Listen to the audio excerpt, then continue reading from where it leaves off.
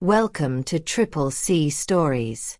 Get ready for thrilling African folktales, filled with wisdom, adventure, and unforgettable lessons. Don't just watch, like, share, and subscribe to keep these stories alive. The sun bled gently into the sky as dawn broke over Lagos, casting a soft golden hue over the quiet Miller residence nestled in one of the more affluent suburbs of the island. It was a home built not just with money, but with years of shared dreams, laughter, and quiet compromises. The house itself, a contemporary masterpiece framed in soft whites and polished stone, bore no signs of the turbulence that would soon shake its very foundation. Inside, everything seemed to hum with domestic warmth. The scent of freshly brewed coffee mingled with the delicate aroma of pancakes sizzling on the stove. Suzzy moved rhythmically around the kitchen, her swollen belly swaying gently beneath her loose floral robe. One hand was placed instinctively at the small of her back as she poured syrup onto a plate for Ethan, their 9-year-old son, who was seated at the dining table still clad in his Superman pajamas, eyes half open but determined to finish a puzzle spread before him. His younger sister Layla, a curious, chattering 6-year-old, flitted in and out of the kitchen, dragging a ragged teddy bear by the arm and humming an off-key version of a cartoon theme song. Suzzy paused occasionally to catch her breath, placing a hand on the counter, but the weariness of pregnancy didn't steal the calm from her face.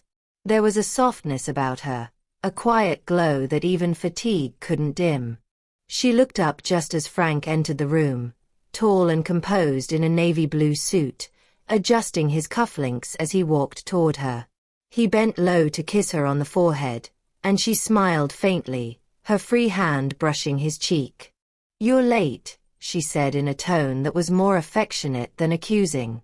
"Had to finish up some calls," he replied, stealing a piece of bacon off a plate before sinking into a chair beside Ethan. He tousled the boy's hair and nodded toward the puzzle. "You almost done with this one, champ?" Ethan nodded, not looking up, focused. The moment was simple. Just a father, a mother, 2 kids, and a quiet morning. To the outside world, it was a picture of perfection. And for a while, even inside their walls, it truly was.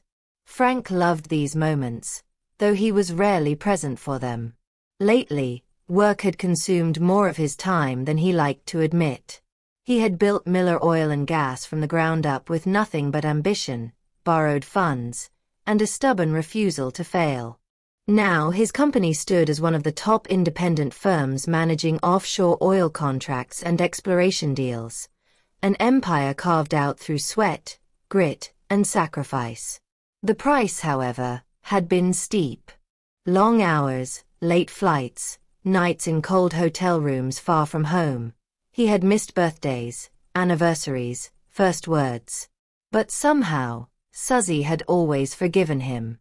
She had loved him with a softness that made his absence bearable, raising their children with grace, holding their world together in his stead. He glanced at her now across the table, noting how her eyes lingered on him longer than usual. There was something unreadable there, not suspicion, not hurt, but a quiet concern, like someone sensing a shift in the wind. "You've been distracted," she said gently, after the kids left the table to chase each other into the living room. Frank exhaled slowly, rubbing the bridge of his nose. "Just work. The new offshore project has been a mess since the partners in Port Harcourt started dragging their feet." Suzzy nodded, unconvinced but unwilling to push. She moved to pour him a cup of coffee, placing it before him with the care of someone who still believed in the strength of small gestures. "Try to be home early tonight," she said softly, her hand resting lightly on his shoulder. "The baby kicks more after dinner. I think he knows your voice." Frank swallowed a lump in his throat. He didn't know why those words hit him so hard, but they did. Maybe it was guilt. Or maybe it was the realization that time was passing faster than he could grasp, and he was missing too much of it. He looked at her then, really looked, and for a moment, He wanted to tell her everything. But instead, he just nodded, finished his coffee, kissed her again, and headed out the door. The roads were busy, but not chaotic. Lagos had a rhythm of its own, especially in the early hours before the true madness of the day began. Frank sat behind the wheel of his black Range Rover, glancing occasionally at the traffic reports displayed on the dashboard. His mind wasn't on the road, nor the meeting scheduled for 9 a.m. He kept seeing Suzzy's face, those eyes, the quiet knowing in them. He hated lying to her. He hadn't done it often in their marriage, at least not in ways that mattered. But now, there was something in his chest he couldn't shake, a heaviness that started weeks ago and had only grown since. His phone buzzed with notifications, emails, missed calls. Jane had messaged a reminder about his 11 a.m. call with investors. Jane. The name stirred something sharp and uncomfortable in him. It had been nothing, a mistake, a single lapse in judgment that should never have happened. He told himself that repeatedly, the way a drowning man whispers, "I'm not going under," as the waves pull him in. But denial had its limits. That night 2 weeks ago kept replaying in his head in fragments. Her voice, the sound of rain against the windshield, the softness of her lips, the heat of a decision he couldn't take back. He had been tired, vulnerable. It wasn't love. It wasn't even desire, not really. It had been escape. And now, it was a secret. A small crack in the foundation of his marriage. One he hoped would never widen. But he knew better. Secrets always had a way of growing teeth. At the office, everything moved as it always did. Predictable, polished, professional. The receptionist greeted him with a smile. His assistant handed him documents. Meetings blurred into one another. But beneath the surface of this mechanical flow, something in Frank felt fractured. He saw Jane in passing. Her eyes flicked up to meet his briefly before she turned her attention back to a file she was organizing. She didn't smile. He was grateful for that. No forced pleasantries. No lingering tension. They hadn't spoken about that night since it happened. They both had silently agreed to bury it, to pretend it was a dream. Still, every time they crossed paths, Frank felt something shift inside him. He was sure she felt it too. That quiet, invisible weight between them. The way her fingers paused briefly when handing him a pen. The way his voice dipped unconsciously when he said her name. It was nothing. And yet, it was everything. At lunchtime, he locked his door and stood by the window, staring down at the street below, cars weaving between each other, horns echoing faintly up to the 15th floor. His phone buzzed again. Suzzy, texting a photo of the kids eating suya at their grandmother's. "They miss you." That was all it said. 3 words. But enough to make his chest tighten. He closed his eyes. He wanted to go back, to that morning, to the moment she said the baby kicks more after dinner. He wanted to choose differently.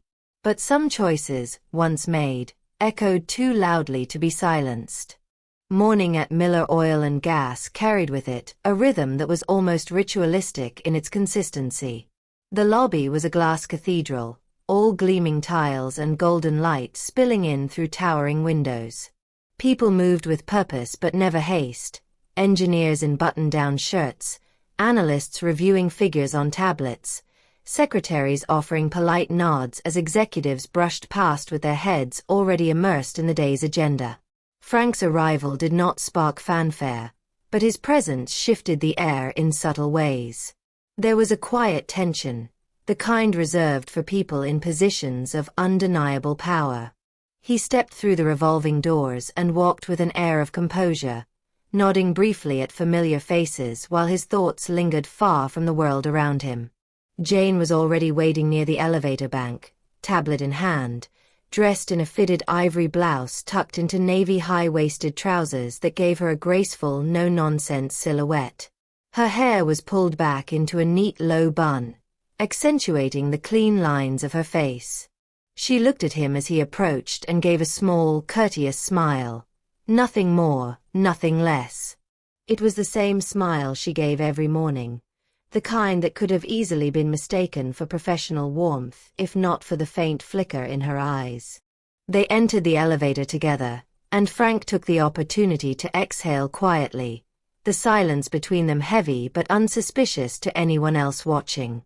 "You've got a 9:15 with the international team and a follow-up with Collins at 11, Jane said, her voice smooth, almost indifferent. "Lunch is blocked off, but you've got a review with the legal team right after." Frank nodded. "Move Collins to the afternoon. I want time to review the offshore bid internally first." She nodded wordlessly, fingers moving with practiced grace across her tablet. They reached the 15th floor, where the doors slid open with a quiet chime. Jane stepped out first, her heels clicking softly against the floor. Frank followed, his eyes involuntarily trailing her for just a moment longer than appropriate. The office layout was modern, open but still partitioned by sleek glass walls that gave the illusion of transparency while preserving privacy. Frank's office stood at the far end, its floor-to-ceiling windows offering a panoramic view of the bustling city below. He stepped inside and shrugged off his jacket, hanging it on the coat rack beside the door. Jane followed him in, placing a neat folder on his desk, filled with summarized updates and internal memos. She waited for him to speak, standing just inside the threshold. "Close the door," Frank said quietly, his eyes never leaving the view outside. Jane obeyed without hesitation, the soft click of the latch sealing them in a bubble no one else could access. The silence stretched between them like a taut string. Frank finally turned, his face unreadable, but his eyes were heavy with the things he couldn't say. "About the other night," he began, his voice low. Jane looked up at him, not flinching, not looking away. "We agreed we wouldn't talk about it," she said, and her tone was firm, but there was a tremble at the edge of her composure, like a violin string played too hard. Frank nodded, walking slowly to his desk and leaning against it. "I can't pretend it didn't happen," he murmured. "I've been pretending since that night, but it's eating at me." Jane exhaled, carefully placing her tablet down on the cabinet beside her. She crossed her arms, not defensively, but as if trying to hold herself together. "You have a wife. A family. You're about to have a third child," she said. "It was one night. A mistake." She emphasized the last word, but it didn't land as strongly as she hoped. Frank looked at her for a long moment, his brow furrowed. "I'm not trying to make excuses," he said. "I was vulnerable. Tired. You were there. It just happened." Jane gave a dry laugh, soft but bitter. Funny how often that word gets used to explain things that can't be undone. The room fell silent again.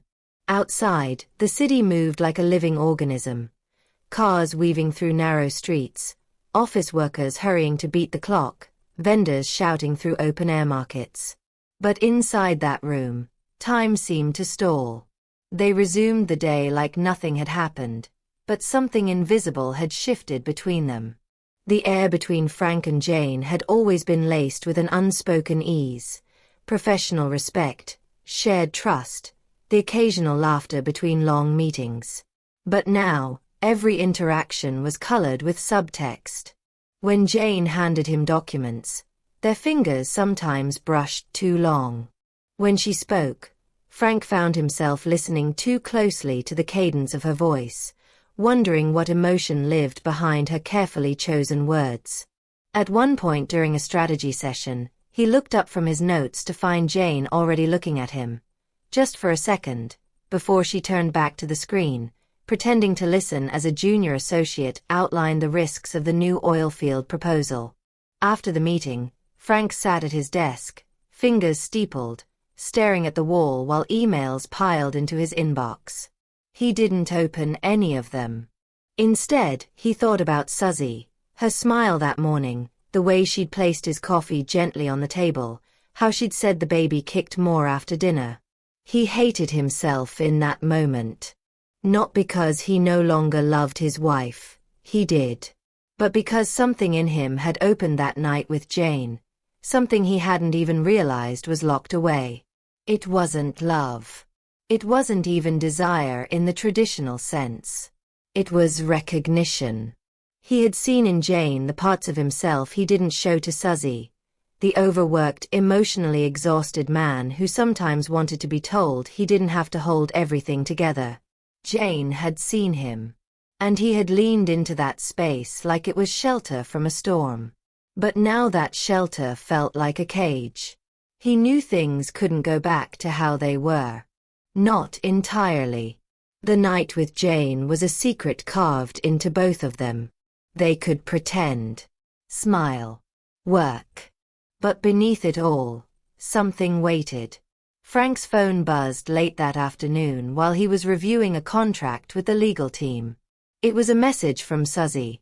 Don't forget Layla's ballet recital is on Friday. She's been practicing so hard. Hope you can make it. Guilt punched him in the chest. He stared at the message for a while before replying. Wouldn't miss it for anything. And he meant it. He did. But even as he hit send, he knew the promise was already stained by his betrayal. He had always been a man of control. Every decision, every deal, every move in his career was calculated. But this had been impulsive, messy, and deeply human. He leaned back in his chair, eyes closing for a brief second, and tried to remember the last time he and Suzzy had gone away alone. Just the two of them. No phones. No work. No distractions. It had been nearly 2 years. Maybe more. The memory was hazy, a weekend in Ghana, walking barefoot on the beach, drinking coconut water, and laughing over nothing. He missed her. God, he missed her. But the thing he couldn't escape was this. You could miss someone deeply and still betray them. That was the kind of truth no one liked to admit. The kind that changed everything. The room was unfamiliar, yet it bore traces of him. A loose tie on the arm of a chair, cufflinks glinting faintly from where they'd been dropped on the small desk by the window. The early morning light pushed through slits in the blinds, streaking across the floor and crawling slowly toward the unmade bed where Frank lay on his back, fully awake. His eyes were fixed on the ceiling, but he wasn't seeing it. The silence in the room felt heavier than the humidity outside. In the bed beside him, Jane stirred quietly. She didn't say anything. She didn't reach for him. She simply sat up, pulled the duvet across her chest, and stood. Her movements were careful, not shy, but measured, as though she already knew whatever this was. It had no name. She moved through the room with the quiet confidence of someone who had already decided not to ask for more than what had been given. She went to the corner, where her bag lay, and began to dress in silence. Frank turned his head slightly to watch her, his throat dry, the dull throb of regret already forming at the edges of his consciousness. He opened his mouth to speak, but the words stayed lodged in his chest. What could he say? That it was a mistake? That it shouldn't have happened? That he didn't know why he did it? Every excuse he rehearsed in his mind sounded small, pathetic, useless. Jane didn't look at him until she was fully dressed. Even then, it wasn't a look of accusation or pain. It was resignation. "I'll have the Collins file ready by 10, she said softly, almost mechanically, like they were back in the office and last night had been a vivid hallucination they'd both chosen to forget. Frank gave a barely perceptible nod. "Okay," he said. That was all. Jane turned and walked out of the room, the door clicking gently shut behind her. And just like that, she was gone. Frank sat up slowly, his hands pressing into the edge of the mattress. The weight in his chest was unbearable. He ran a hand over his face, then dragged it down his jawline, trying to piece together when exactly everything had shifted. He didn't feel victorious, satisfied, or even justified. He felt hollow. A vacuum. A man who had traded something priceless for something momentary. In the bathroom, the mirror offered no solace. He stared at his reflection, at the creases under his eyes, the lines on his forehead, the way guilt clung to his shoulders like a second skin. He splashed cold water on his face and brushed his teeth in silence, each movement mechanical and disconnected. By the time he stepped out into the hallway and into the elevator that would take him to the car park, he already felt like a man wearing a mask. He rehearsed his cover story: early meeting, traffic, late-night calls. Nothing he hadn't said before. But this time, it felt like a betrayal every time he opened his mouth. As he drove back home through the early morning streets of Lagos, the city slowly began to wake. Street vendors arranged their stalls. Children in school uniforms walked hand in hand with mothers balancing market baskets on their heads. Buses loaded with commuters rattled past, horns blaring. Life moved on, unknowing and uncaring. Inside his car, Frank remained quiet. The dashboard glowed with soft blue light. The radio was off. All he could hear was the rhythmic thud of his tires against the road and the louder pounding in his own chest. When he turned into his driveway, the house stood still and quiet, bathed in the warmth of morning sunlight. It was beautiful. It was home. And now, it was also something else, a place where truth was about to collide with silence. The smell of toast and eggs hit him before he even opened the front door. Suzzy's humming floated gently through the air, soft and almost melodic. It was the same hum she always carried with her when she felt calm, grounded, content. She was in the kitchen again, barefoot, one hand resting under her belly as she flipped slices of plantain in a frying pan. Ethan and Layla were already at the table, giggling about something she didn't catch. Frank stood at the threshold for a moment, watching them. His family, his world. For a moment, the guilt was so overpowering it made his knees feel weak. Suzzy looked up and smiled when she saw him, her face lighting up with that easy, familiar warmth he had once taken for granted. "You're just in time," she said. "Your son tried to eat half the pan already." Ethan grinned proudly, his mouth full, while Layla squealed in protest. "You said you weren't hungry." Frank forced a smile and walked in, kissing Suzzy's cheek as he passed. "Smells amazing," he said, his voice hoarse with the strain of keeping it steady. He sat down beside the kids, picking up a fork with a hand that felt oddly disconnected from his body. Suzzy joined them a moment later, lowering herself into a chair with a quiet sigh, then reaching out to gently squeeze his hand. "Did you sleep at the office?" she asked. "Your phone was off all night." Frank nodded. "Yeah. We had a systems crash just before midnight. I stayed back with the IT guys until it was stable." He didn't look at her. Couldn't. Suzzy just nodded and said, "That explains it," before letting go of his hand and pouring juice into 3 cups. He told himself the lie wasn't permanent. He would come clean. Eventually. When he had the words. When she was stronger. When the baby arrived. When it wouldn't hurt so much. But every second that passed with the truth buried beneath the surface only made it heavier. That morning, they ate together like they always did. The children talked about their upcoming school play. Suzzy reminded Frank to fix the broken bathroom faucet. And beneath it all, A crack quietly widened across the foundation of their shared life. Frank left for work in the early afternoon. He had kissed Suzzy goodbye with more care than usual, lingering for an extra beat, his hand grazing the curve of her belly as if to remind himself what he stood to lose. She smiled at him, confused but touched. "You okay?" she asked. "You seem distant." He nodded. "Just tired." That was becoming his favorite lie. In the car, he loosened his tie and exhaled. He had survived the morning, but the weight in his chest hadn't lifted. It followed him like a ghost into the office, into meetings, into casual conversations with his team. Jane was already at her desk when he arrived.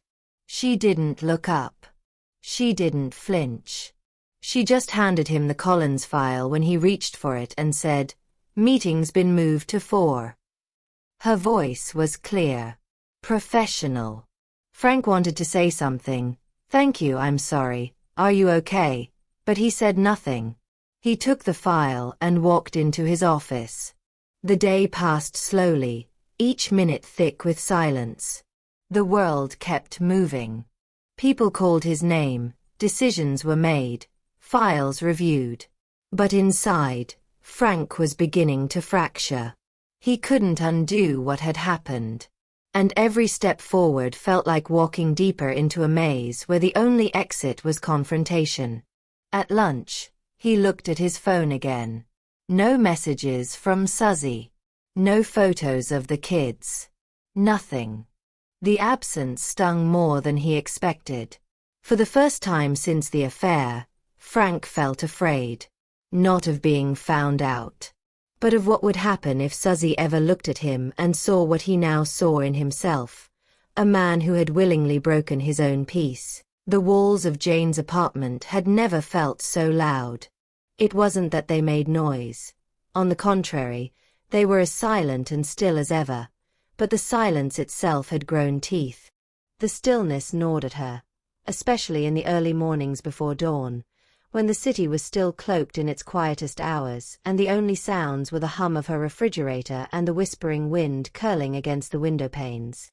She had always loved the solitude of her space. It had once felt like peace. But now, every corner carried echoes of the decision she had not yet made, the truth she had not yet spoken. She moved around the apartment like a woman avoiding her own reflection. But even that was a futile exercise. She could feel the change in her body. Not dramatic, not yet, but undeniable. Her waist no longer held the same curves, her hips felt heavier, her blouses began to hug too tightly against her stomach. She had stood in front of her mirror 3 times that week, unbuttoning and rebut-toning the same shirt, as if repetition could erase reality. But the facts were constant. She was pregnant. 6 weeks along. And the father of the child was a married man. Her boss. The man whose wife was carrying his other child, a child conceived in love, not in mistake. Jane had never considered herself reckless. She had never been that woman, the one who got involved with unavailable men, who lost herself in emotion, who threw caution to the wind.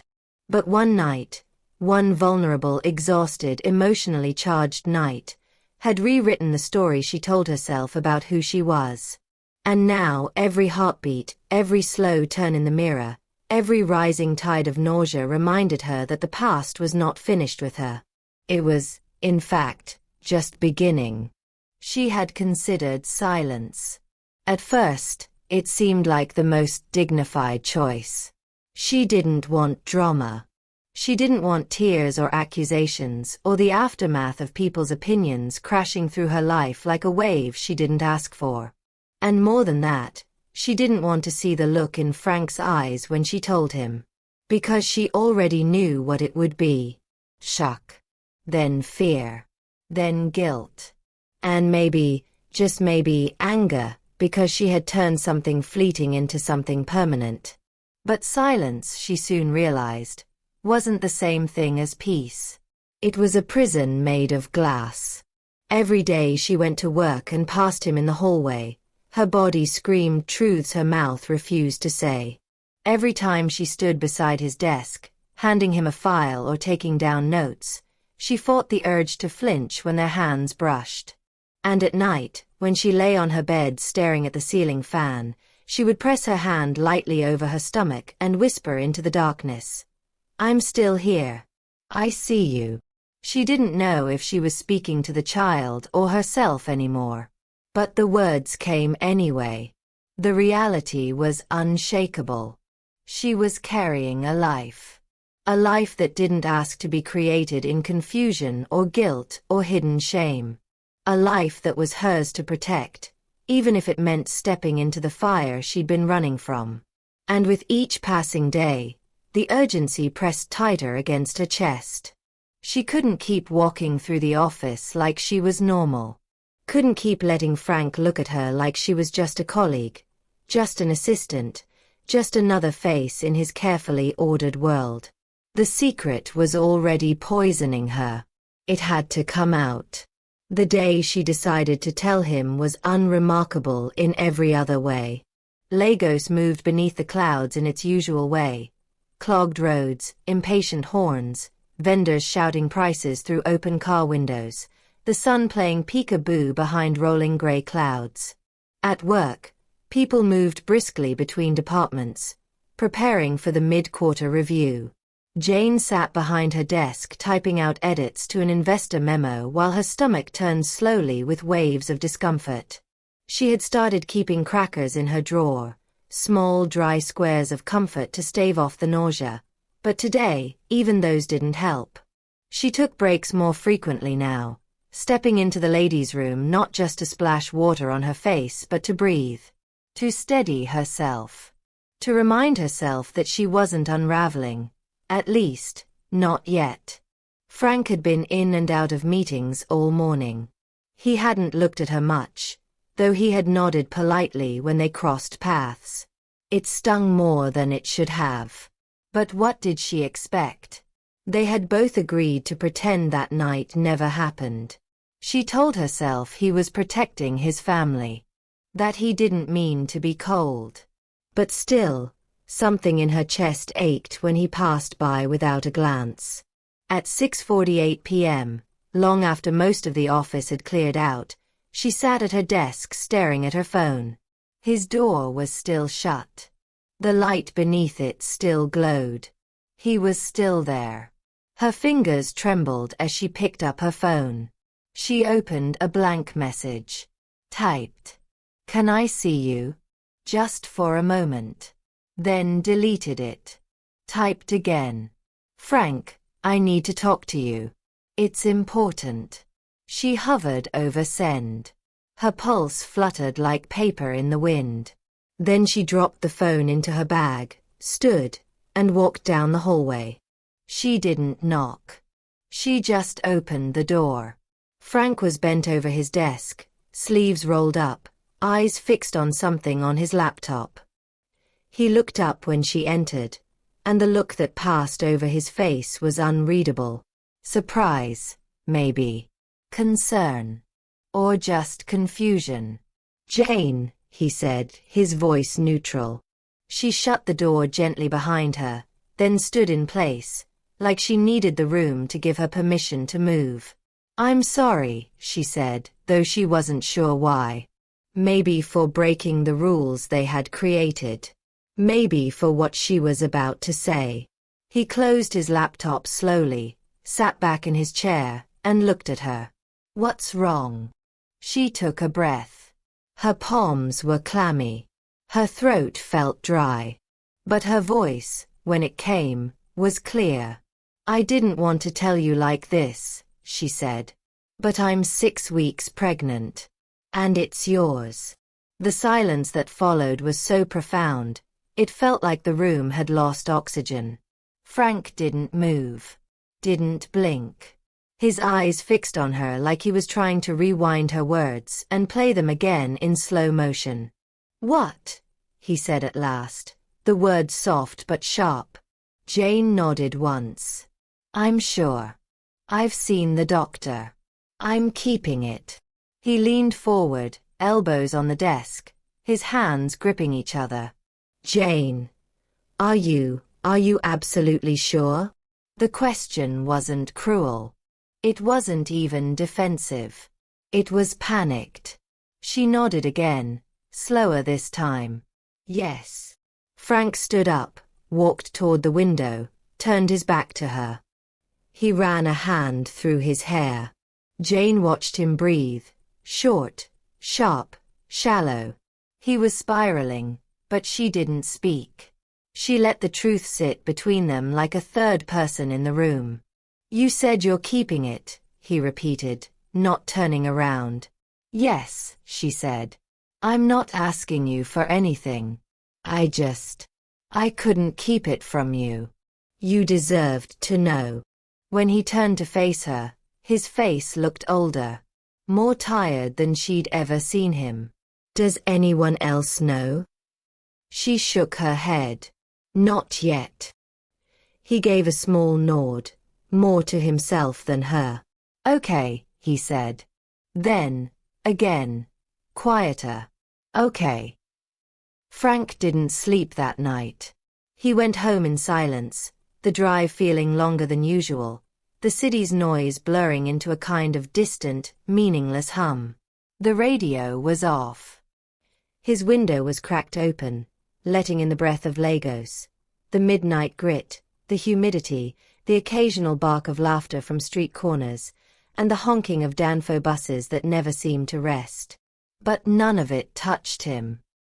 He drove like a man moving underwater, like time had warped into something thick and slow, and every red light was a chance to stop and wonder what the hell he had just done to his life. Jane's words had followed him out of the office like a shadow he couldn't outrun. I'm 6 weeks pregnant, Frank. I'm keeping it. She had said it so clearly. Not in desperation, not in panic, but with a strange, frightening calm. It had disarmed him more than if she'd cried. When he got home, the lights in the living room were off, but the hallway lamp was on. That was Suzzy's way of letting him know she'd waited up, even if she hadn't stayed awake. He walked in, his shoes strangely loud on the tiles, and sat down on the edge of the couch without even taking off his jacket. The house was still. The kind of stillness that made you hear things you weren't supposed to hear, like the sound of your own regret beating against your ribs.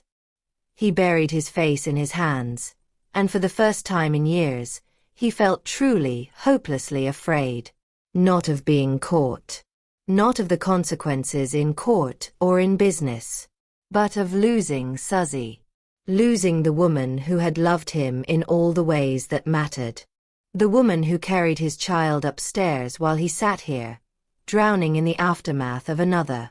He didn't know how long he sat like that. Time had lost its shape. But eventually, he forced himself to climb the stairs, change quietly in the bathroom, and slip into bed beside his wife without a sound. Suzzy stirred slightly in her sleep and turned toward him. Even half asleep, she reached for him. Her hand found his chest. Her head rested there like it always had. And just like that, Frank broke a little more inside. Morning came too quickly, dragging the weight of reality behind it. Suzzy was already up, tying her robe at the waist as she moved between the bathroom and the closet. She looked tired, but radiant in that quiet way pregnant women sometimes were, the glow that came not from rest, but from purpose. Frank watched her from the bed, his chest tight. He had loved her for so long it had become instinctual, like breath. But now, every gesture of hers felt like a blade wrapped in silk. She bent to pick up her slippers and winced, placing a hand on her lower back. You okay? He asked before he could stop himself. She smiled faintly. Just the usual. I think he's getting heavier. Her words hit him in the chest with a force he wasn't prepared for. He nodded, sitting up slowly, unsure of what else to say. She turned toward him, her voice softer now. You didn't come to bed until late. everything all right at work?" He looked at her for a moment too long. Her eyes were warm, trusting, waiting. He lied again. "Yeah, just a long day." He stood up, walked to the bathroom, and closed the door behind him. Inside, he gripped the sink so hard his knuckles turned white. His reflection looked back at him, pale, lined, and hollow-eyed. He barely recognized himself. Lying to Suzzy was becoming second nature. That terrified him more than anything. He tried to go through the motions of the morning as if nothing was wrong, brushing his teeth, adjusting his tie, packing his laptop, but the whole time his mind circled the same thought: Jane is pregnant. Jane is carrying your child. The words looped endlessly, each repetition chipping away at whatever version of himself he thought he could hold on to. He wanted to fix things. He just didn't know where to begin. And even if he did, some things, he feared, could never be fixed. At the office, the atmosphere was sharp with routine. Phones ringing. Footsteps tapping. Conversations happening in low tones over coffee. Frank walked in with the kind of expression that made people clear out of his way. Jane wasn't at her desk when he passed, and for a moment, he felt both relief and panic. But when he stepped into his office, she was already inside, placing a file on his table. Her posture was stiff, her face unreadable. When their eyes met, there was no trace of yesterday's conversation. No tension. No expectation. Just silence. "I moved your 11 a.m. with Collins to 2, she said. "You have 30 minutes before the strategy review." He nodded, but didn't speak. She turned to leave. Then paused. "I meant what I said. I'm not asking you for anything." Then she walked out. Frank sat down slowly, feeling like the room had shrunk. Her calm unnerved him. Her distance felt like punishment. And somehow, that hurt worse than if she had begged him to stay, to choose her, to run away together, because that would have made her easier to dismiss. But she wasn't demanding. She wasn't threatening. She was simply living with the consequences of a decision they had made together. And that made the weight even harder to bear. He went through the day in fragments. Meetings. Calls. Signing documents. But everything blurred. People's voices sounded far away. When the office emptied out later that afternoon, he found himself staring at a blank email draft addressed to Suzzy. He had typed the words, "There's something I need to tell you," and then backspaced them all. He couldn't do it. Not yet. Not when she still smiled at him like he was the same man she married. Not when her body was still wrapped around hope. He closed the laptop and leaned back, pressing the heels of his hands into his eyes. He wanted to cry. But no tears came. Just pressure. Just guilt. Just that awful silent ache that refused to go away. That night, Suzzy curled up beside him on the couch, her feet resting on the ottoman, her head tilted back as she watched something on the TV. A show she liked. Something light. Frank wasn't really watching.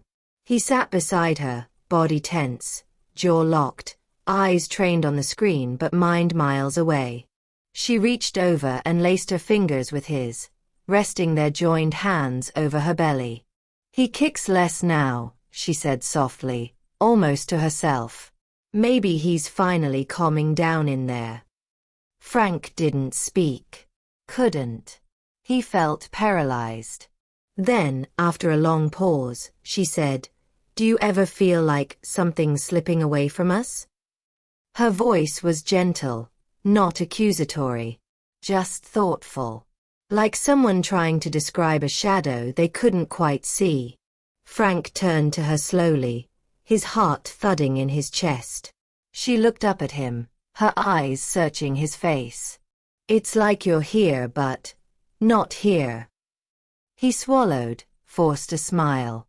I'm just tired. It was the only excuse he had left. Suzzy nodded slowly, then leaned into his side, resting her head on his shoulder. I know things are hard right now, she whispered. I just want to feel like we're okay. That's all. Frank closed his eyes. And in that moment, holding the woman who still believed in him, he knew with soul-crushing certainty, if he didn't tell her soon, she would never forgive him. Not for the affair. Not for the child. But for the moment he wasn't there, truly there, when she needed him most. And worse, she wouldn't even know why. The days blurred into one another as the weeks passed, but the tension never softened. Jane's pregnancy was no longer invisible. The changes in her body had become too apparent to overlook, even for those who weren't looking closely. Her once loosely fitting shirts clung around the waist, and her movements had shifted, slower, more mindful, like she was adjusting her rhythm to match a new heartbeat pulsing beneath her skin. Around the office, whispers had begun to form at the edges of conversations. They never said her name out loud, not yet, but they didn't have to. People had a way of sensing when something didn't fit into the unspoken script of office life. It wasn't the fact that she was pregnant. That alone might have passed with murmured congratulations and forced smiles. It was the way she avoided eye contact. The way she walked with purpose but without presence, like her mind was somewhere far away. And more than anything, it was the way Frank no longer looked at her. In meetings, he barely acknowledged her. In the hallways, his eyes passed over her like she was a ghost. And Jane, proud and composed, met it all with silence. She didn't cry in the restroom. She didn't plead for privacy or whisper explanations to anyone. But she carried herself like a woman gripping a truth that was heavier than most people could imagine. Frank noticed it, of course. He noticed everything. He saw the way some of the junior staff began to glance at Jane a little longer than necessary. He caught the raised eyebrows in passing conversations. He heard the change in tone when her name came up during project updates. He told himself he was imagining it. That the walls weren't closing in. That no one could possibly know. But the unease sat in his stomach like undigested stone. He wasn't sleeping much. At night, he would lie beside Suzzy, listening to the gentle cadence of her breathing, her hand sometimes still resting over the swell of her stomach. He would close his eyes and count the seconds between his guilt and her trust. Some nights, he would get up and sit downstairs in the dark, staring at the framed photos on the console table. Family trips, birthdays, anniversary dinners. Moments frozen in time before everything cracked open. He knew the truth was approaching like a tide he couldn't hold back. And yet he remained silent. Every day he watched Jane move with more discomfort. He knew the time was shrinking. She was carrying his child. And the woman he truly loved, the woman whose child he had waited years to welcome, had no idea that someone else would give birth to a child who bore his eyes, his blood, his name. But fear kept his mouth closed. The fear of Suzzy's face breaking. The fear of seeing in her eyes the same thing he saw in the mirror every morning. Disappointment. It was a Tuesday afternoon when he found Jane crying. It had rained that morning, the kind of short, aggressive rain Lagos sometimes threw without warning, leaving behind a humidity so thick it felt like breathing through cloth. Most of the team was out on a lunch break. Frank had stayed behind, buried in contracts.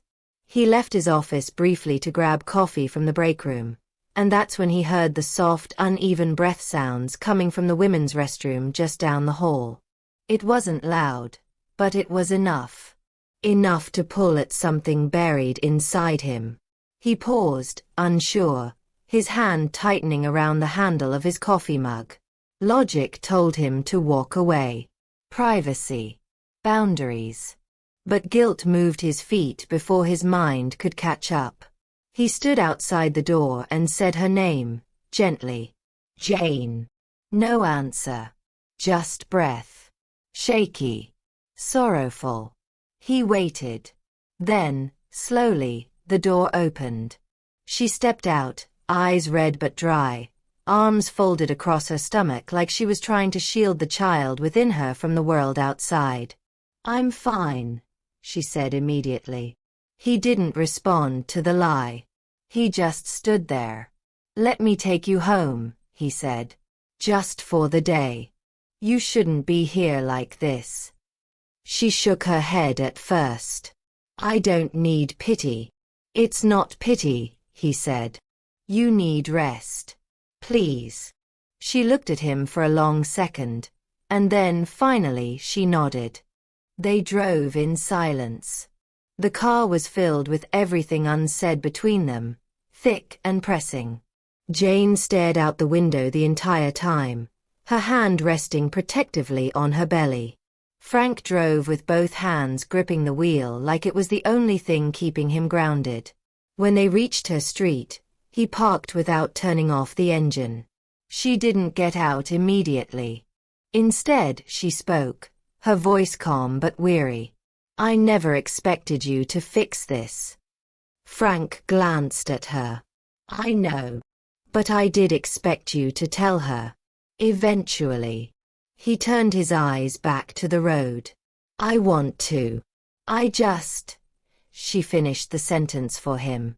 You're afraid. He didn't argue. The silence that followed wasn't angry. It was worse. It was true.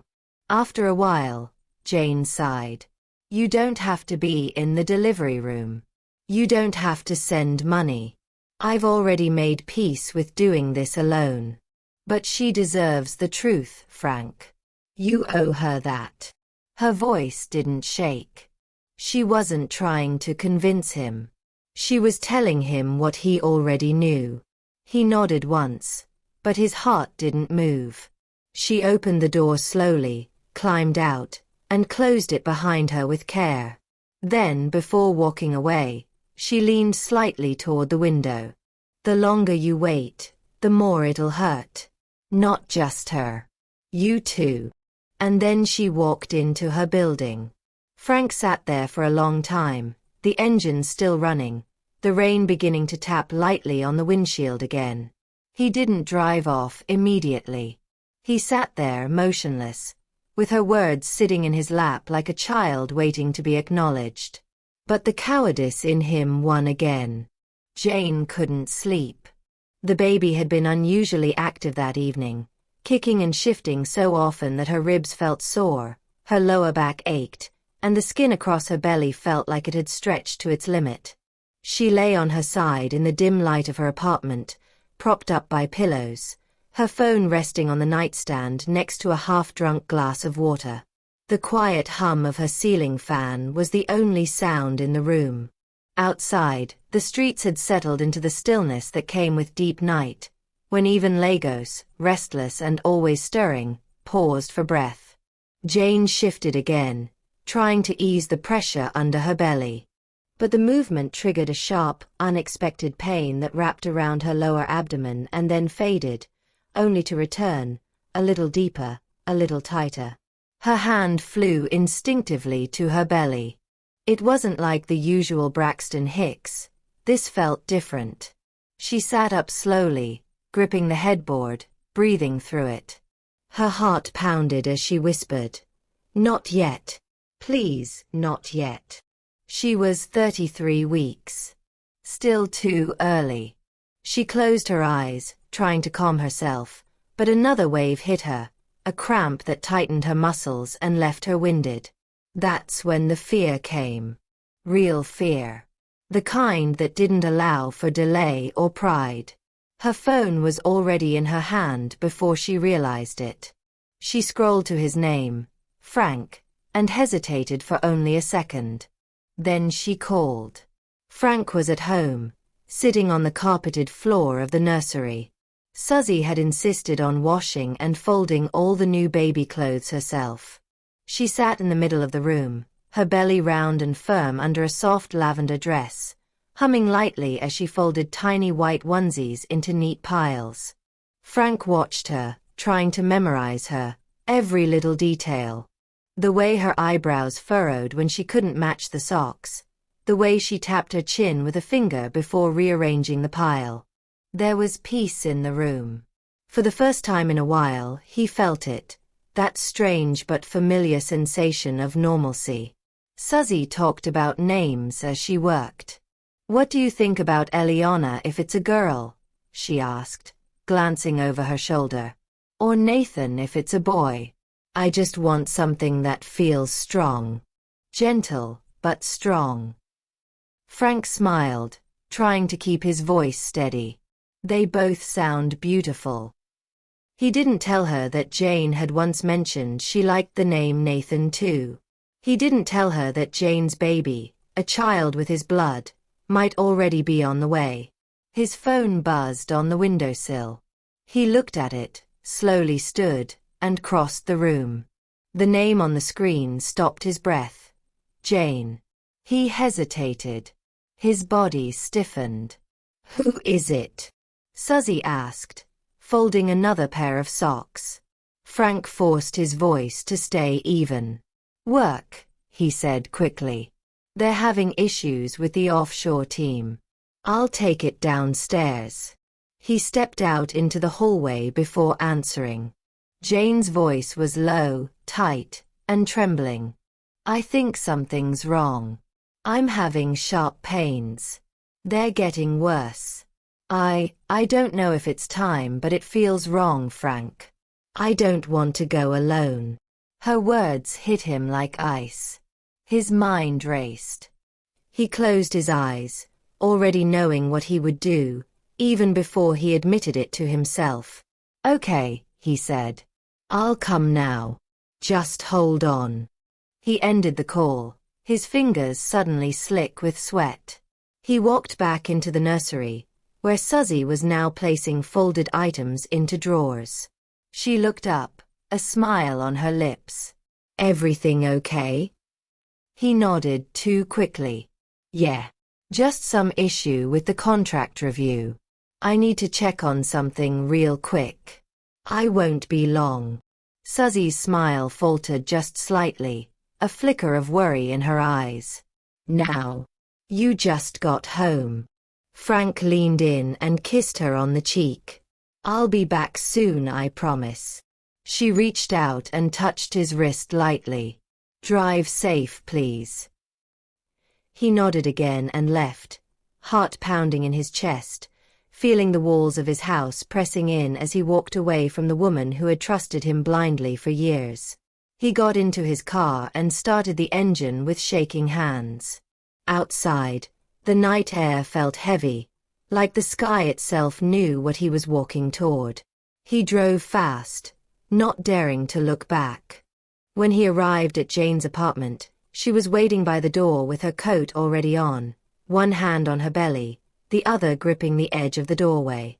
Her face was pale, her lips pressed into a tight line. Frank didn't speak. He helped her into the car, made sure she was buckled in, and drove straight to the clinic. The silence between them was thick with tension, not anger, not regret, but fear. Pure, uncertain fear. Jane breathed heavily, her hand never leaving her stomach. "If something happens," she began, her voice low, "if we lose him." "Don't," Frank said quickly, his voice barely above a whisper. "Don't say that." They pulled into the clinic parking lot, and he helped her out, holding her elbow as they moved slowly into the building.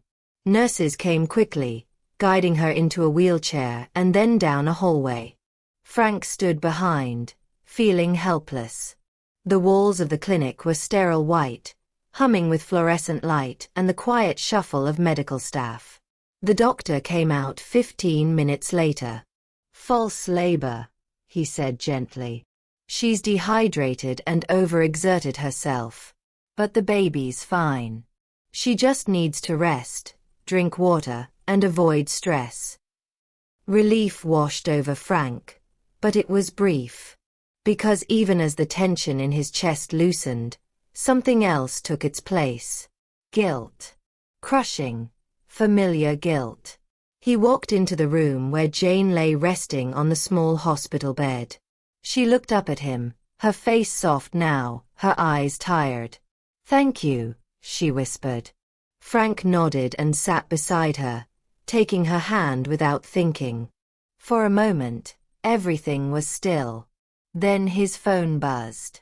He glanced at the screen. 3 missed calls. 2 messages. All from Suzzy's sister. His breath caught. He opened the messages quickly. The first read, "Frank, it's Suzzy. Something's wrong. We're at City Care. Call me." The second, "Frank, please. It's serious. Where are you?" A wave of nausea rolled over him as he stood up too quickly, the chair scraping against the tiled floor. Jane looked up, startled. "What is it?" Frank didn't answer. He just stared at the screen, his heartbeat deafening in his ears. Then finally, he looked at her and said, "I have to go." Jane sat up slowly. What happened? But he was already halfway to the door. He didn't say goodbye. He didn't explain. He ran through the clinic corridor and into the night, the air suddenly feeling too thin. He got into his car, started the engine, and peeled out of the parking lot. His hands were shaking. The city lights blurred as he sped through the streets, desperate to get to the woman he had left behind, the woman who had always been there, who had always believed in him. His phone buzzed again, but he didn't check it. He already knew. Something inside him already knew. The night was unusually quiet in the city, as if even the noise had paused to witness something shift. At City Care Hospital, Suzzy was wheeled through the double doors of the emergency wing, her face pale, her breaths shallow and uneven. Her sister, Miriam, clutched her hand tightly, trying to stay calm even as her own heart thundered in her chest. Blood had soaked through Suzzy's dress by the time they reached the hospital, spreading in a slow, dark bloom that mirrored the terror growing in Miriam's mind. The doctors moved quickly, their voices sharp and purposeful, calling for scans, vitals, transfusions. One of them, a female doctor in scrubs and a red headscarf, turned to Miriam and asked the usual string of questions. How many weeks? Pre-existing conditions? Fetal movement in the last 24 hours? Miriam answered as best as she could, her own voice trembling. Then she asked the question that made the doctor pause. Where is her husband? Miriam looked down at Suzzy, who was drifting in and out of consciousness, mumbling softly through cracked lips. He'll be here, she said. I called him. I texted. He'll come. But in her chest, Miriam felt something heavier. A suspicion she didn't want to name. Because Frank had always been reliable, until he wasn't. The nurse gently guided her to the waiting area, promising updates. Miriam sat there with her hands clasped tightly, her eyes fixed on the corridor like she could will him into existence. But her phone stayed silent. No reply. No returned calls. Just the endless beeping of machines, the soft footfalls of nurses, and the echoing urgency from the maternity wing behind closed doors. In the delivery room, Suzzy struggled to stay conscious. The pain had come fast, sharp, sudden, and paralyzing. One moment she was reaching for a glass of water, the next she was on the floor, gasping for air as her vision blurred. She didn't remember how she got to the hospital. All she remembered was the fear, that cold, unrelenting fear that something was terribly wrong. Her body had felt wrong for days, but she hadn't said much. Frank had been distant again, quiet in ways that didn't feel like stress anymore. She'd told herself it was just nerves. Maybe even fatigue. They were both tired, weren't they?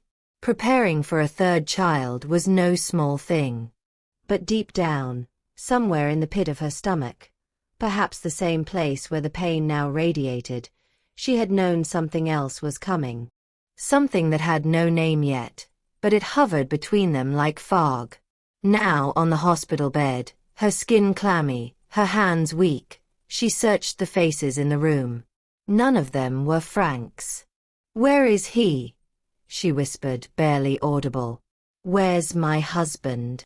The nurse beside her squeezed her shoulder gently. "He's on his way, sweetheart. Just rest." But even the nurse's eyes betrayed doubt. Suzzy's lips parted again.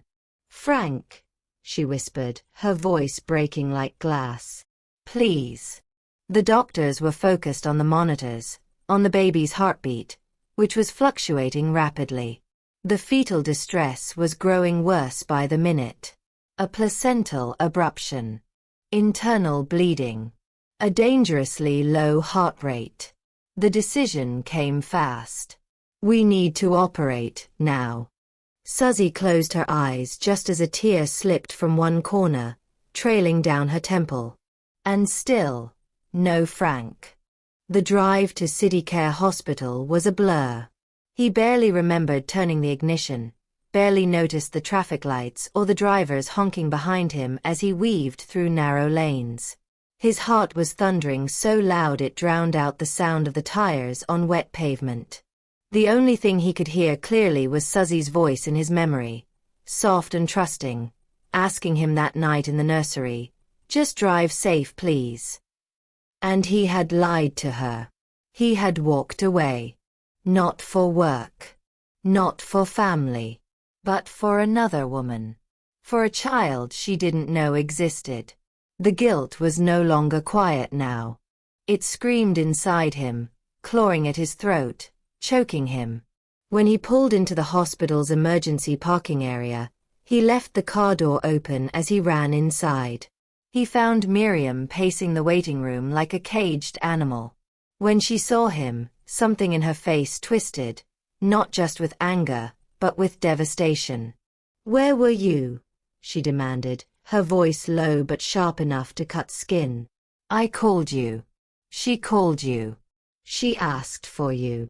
Frank opened his mouth, but no words came.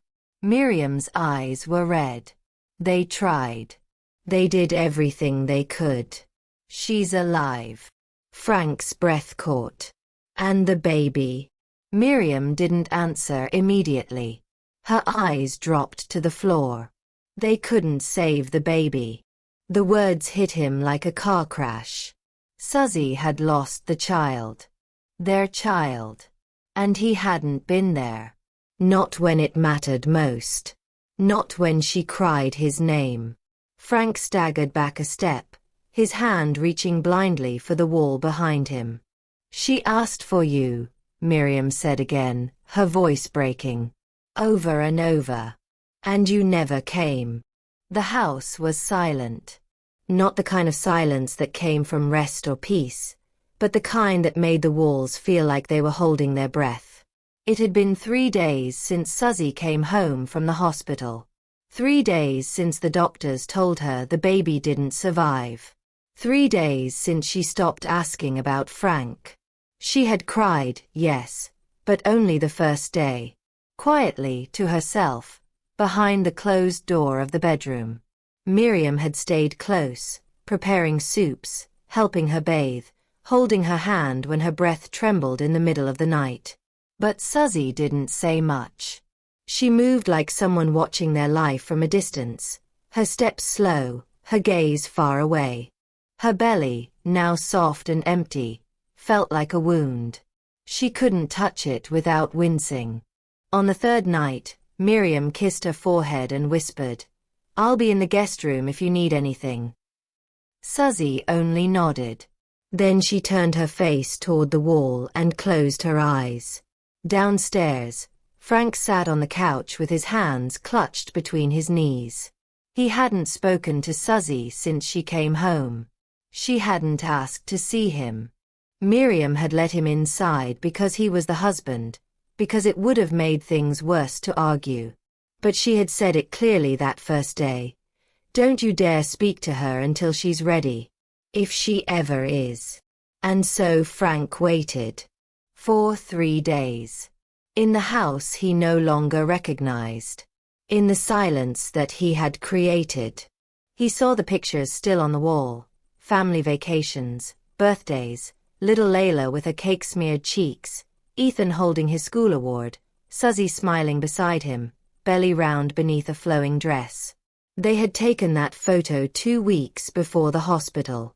2 weeks before everything cracked open. Frank looked at that image and wanted to tear it down. Not because he didn't love it, but because it reminded him of what he had destroyed. It was strange, he thought, how quickly a life could collapse. One night. One choice. One secret. And now here he was, a man with too many explanations and not enough courage to give them. That morning, the 4th since her return, Suzzy came down the stairs slowly. She wore a long grey sweater and held a mug of tea in her hands. Her hair was wrapped in a loose scarf, her face bare. Frank stood up as soon as he saw her. She didn't speak, but she walked past him to the couch, sat down, and set the mug on the side table. Then she looked at him. Not like she used to. Not with warmth or even disappointment. But with emptiness. Like he was a stranger. Sit, she said quietly. He obeyed. You weren't there, she said after a moment. Her voice didn't crack. Her eyes didn't blink.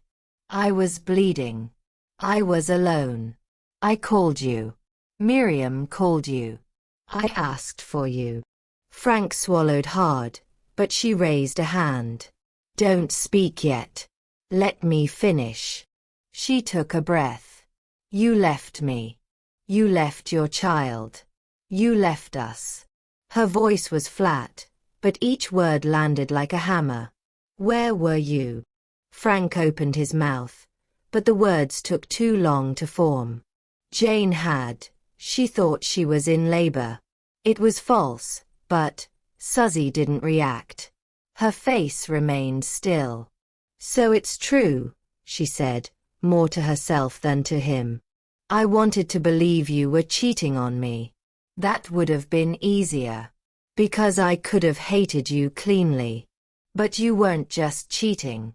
You made a child with someone else. While I was carrying ours.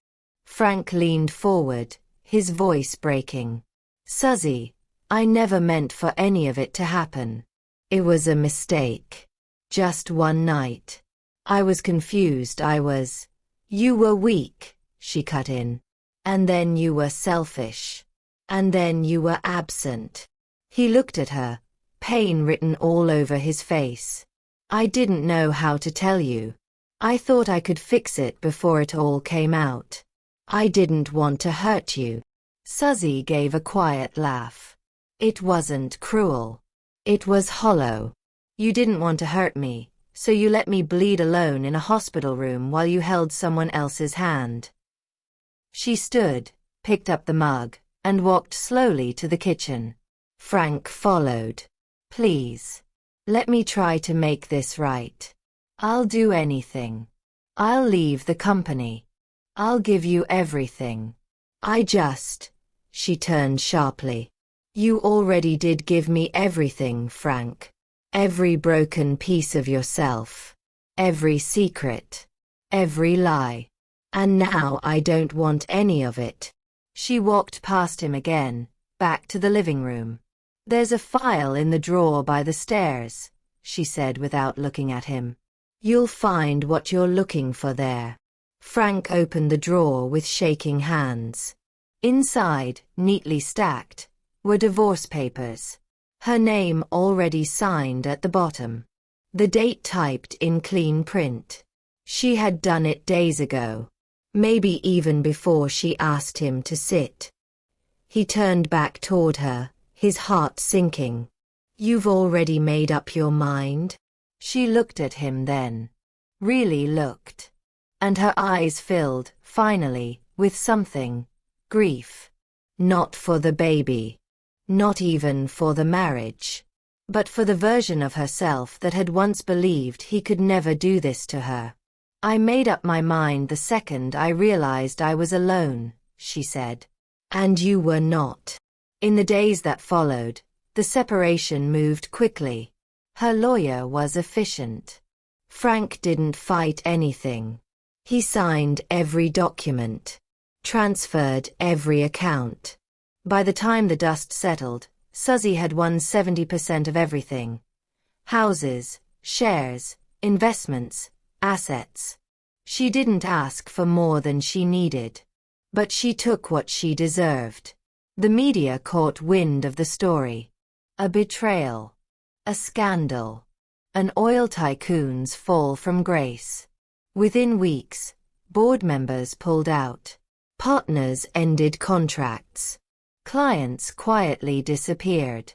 Jane moved away, quietly, discreetly. She never asked Frank for anything, and he didn't offer. The child was born in another city. Frank received a message with a photo of a baby boy and nothing else. He never replied. He had nothing left to say. Thanks for watching. Hope you enjoyed this story. Please don't forget to like, share, subscribe to CCC Stories.